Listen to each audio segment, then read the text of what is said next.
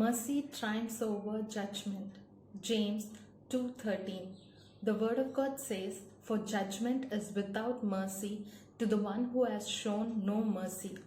Mercy triumphs over judgment. James 2:13. Today we are living in times where we can do nothing. Though we want to stay safe, we are not able to. The whole world is fighting an invisible enemy, a very small enemy which we cannot see with the naked eye. This enemy is none other than the coronavirus. Though we cannot see this enemy, it is still creating disasters all over the world. We can see people dying, suffering from illness, and due to which people are in a mental stress and they are becoming hopeless due to this virus. When we are fighting an invisible enemy, we don't know from where it comes, how it attacks, what it does. So whom can we look unto for our help? Then we believe that it is God Almighty whom we can look up unto.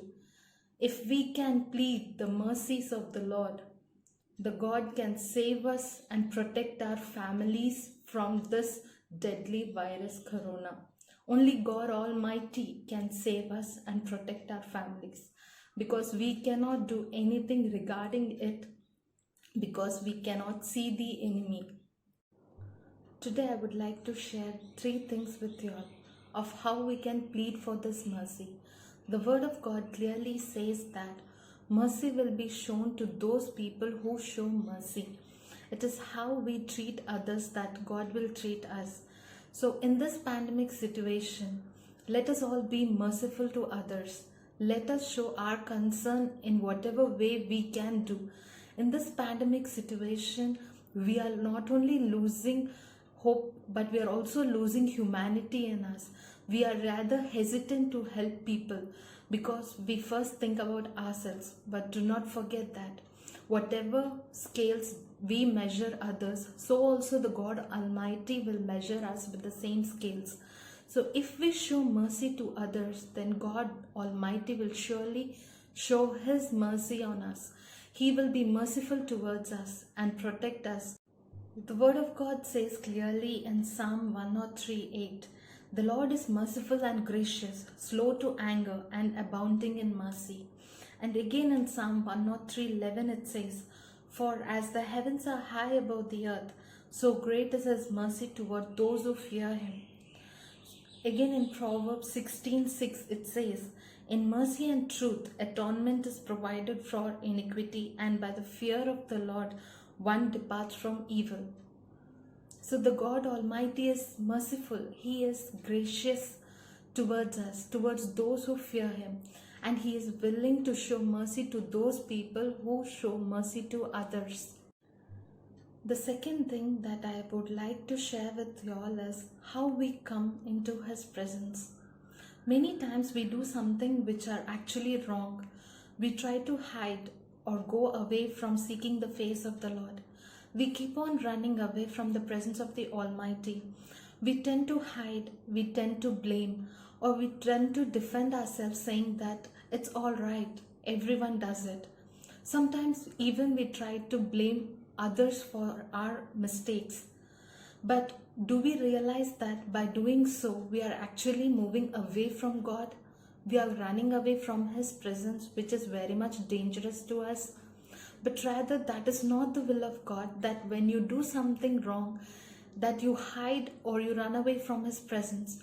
But rather, it is the will of God that you come into His presence and ask forgiveness. Sometimes we judge ourselves saying that, though the Lord was gracious to me, I have done many wrong things. I have been living in sin, or I have been hurting my God. We think like this and judge ourselves saying that I'm no more privileged, I'm no more worthy enough to come into His presence or call Him Father or call Him my God Almighty. Sometimes we are very much rude to ourselves that we are hesitant to come into His presence, or we are hesitant to call Him Father or our Lord.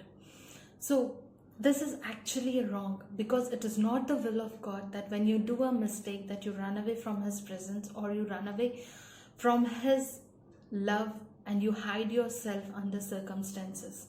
But rather, it is the will of God that you come into His presence and ask His forgiveness.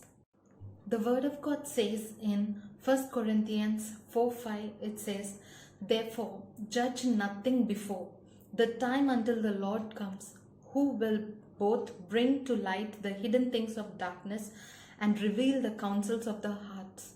And according to Psalms 147, the Lord takes pleasure in those who fear Him, in those who hope in His mercy. It is the will of God that you do not judge yourself, but rather you plead for His mercies. In 1 Chronicles 21 1-30, there is a situation where King David sinned against God. When God asked him not to count the army, he went ahead and counted the army. He was relying on his own strength, which displeased the God. The God was angry with David's sin, and God decided to punish David for his mistake. To punish David, God gives 3 choices, and they are: first one is 3 years of famine, 3 months to be defeated by his enemies, 3 days of sword from the Lord. Out of these 3 choices of punishment, God asked David to choose any one. So this is how David replied in 1 Chronicles 21:13. David said, "I am in great distress. Please let me fall into the hand of the Lord, for His mercies are very great, but do not let me fall into the hand of man." David was able to say this prayer because King David believed in the mercies of the Lord Almighty. Though David did a mistake, he still relied and believed in the mercies of the God Almighty, that he chose to fall into the hands of the God Almighty rather than falling into the hands of man. So once the punishment started in 1 Chronicles 21:15, God sent an angel to Jerusalem to destroy it. As he was destroying, the Lord looked and relented of the disaster and said to the angel who was destroying, "It is enough. Now restrain your hand." The God whom we serve is the God of compassion, is the God of mercies. That is why David chose to rely and believe in the mercies of the God Almighty rather than to fall into the hands of human beings. So when the destruction started, and it did not even long for a day, God sent a message to the angel saying, "Stop, it is enough," because our God is a merciful God. But now the question is, are you relying on His mercy? Are you believing that He is merciful? And are you believing that though you did a mistake, you can still come into the presence of the Lord and plead for His mercies? In this drastic situation today, my dear brother and sister, are you willing to believe that God is merciful? Are you willing to believe that no matter, I can still call upon His name? I can plead for the mercies of the Lord to save my family and to protect my family and me from these drastic situations. If you believe in your heart, then the loving God is looking up unto you. So please call upon His name and plead for His mercies. The third thing which I wanted to share with you all today is, how can we obtain this mercy? In Hebrews 4:14 it says, "Seeing then that we have a great high priest who has passed through the heavens, Jesus the Son of God, let us hold fast our confession. For we do not have a high priest who cannot sympathize with our weakness, but was in all points tempted as we are, yet without sin. Let us therefore come boldly to the throne of grace, that we may obtain mercy and find grace to help in time of need." The reason why we can come gladly into the presence of God is through Jesus, the Son of God. Jesus paid the price on the cross for your sins and my sins. He paid the penalty. He paid the price in exchange for our sins and gave us life. So, my dear brothers and sisters, let us not rely on somebody else for our protection, for our healing and for our deliverance, but rather let us all look up unto Jesus the Savior. Through him we can obtain the mercies of God Almighty. Believe in Jesus and confess that, Lord, I believe that you are the Savior. You have paid the price for my sins.